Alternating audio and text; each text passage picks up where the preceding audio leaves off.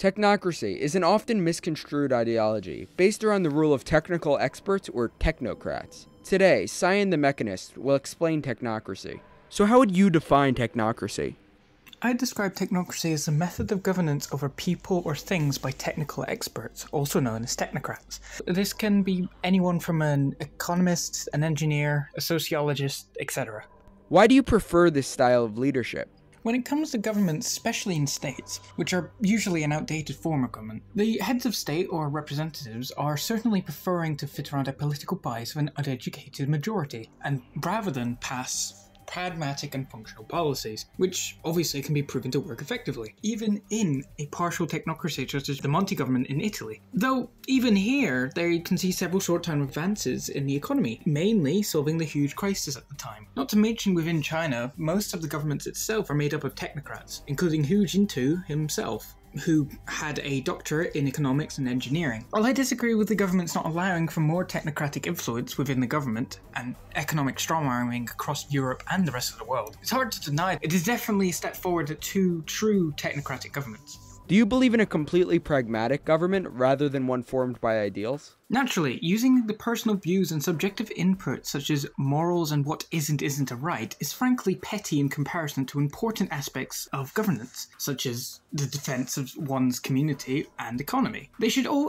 and always be the first action of any government be left up to each individual communities of people or technocrats to decide such petty things for themselves. A government of any kind enforcing such views onto these communities is a waste of resources. A perfect example is abortion. Abortion is such a divided topic and is based on nothing more upon different viewpoints of people rather than scientific fact, and as such things outside of the politics of things should be left up to the people, not the government. Can you elaborate on this politics of things? I think opening with a quote from Harry Houghton would assist in expressing this aptly. Democracy, it is not self-government. The rule of people over people, which is a physical impossibility, is the rule of people over something else, something other than themselves. There is only one thing outside of people that can be ruled, that thing being the material environment. Politics in and of itself is the study of governance and rulership. States often attempt to achieve the impossibility and establish a industrial democracy, as Harry Houghton describes it. One that can only try to rule over the people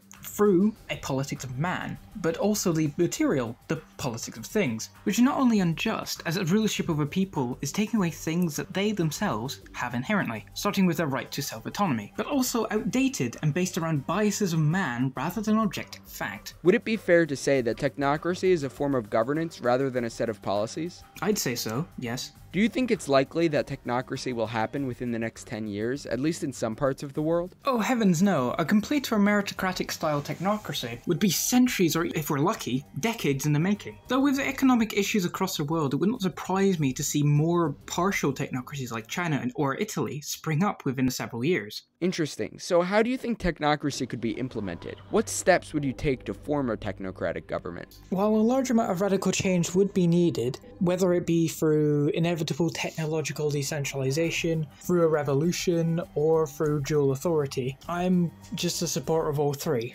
So you like China's system of governance? I believe in a style of anarchist technocracy, which anarchist autocracy would rule over the politics of things, rather than the people, like China does. China is a partial technocracy, meaning it has a small leadership of members who are technocrats, and it still tries to implement itself into the politics of man. I'm more of a supporter of Harry Houghton's Technate of Sydney. Technate of Sydney? It was Harry Houghton's proposed community in his book Politics of Things. It would be hard to summarize a 20k word book in a small space of time, so I'd recommend reading the book itself, or watching a video by Grim Jim who does this in about 20 minutes or so. So as an anarcho-technocrat yourself, how does anarchy work with technocracy? Well, given that this is a far more complicated question than it sounds, I'll give a short input. Given what I have already said, I believe that pushing for more progressive and technological advancements that would eventually lead to decentralization of the individual will get into such an extent that anarchy is the only real result given. Given that the state is already outdated at present, and proving that the fact that through the course of action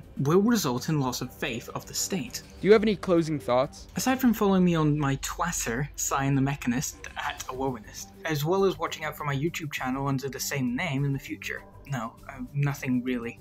Thanks for watching. If you liked the video, please subscribe. Also leave a comment about your ideology and thoughts on the video. If you know someone who might like to come on, please message me at IdeoLogsYT.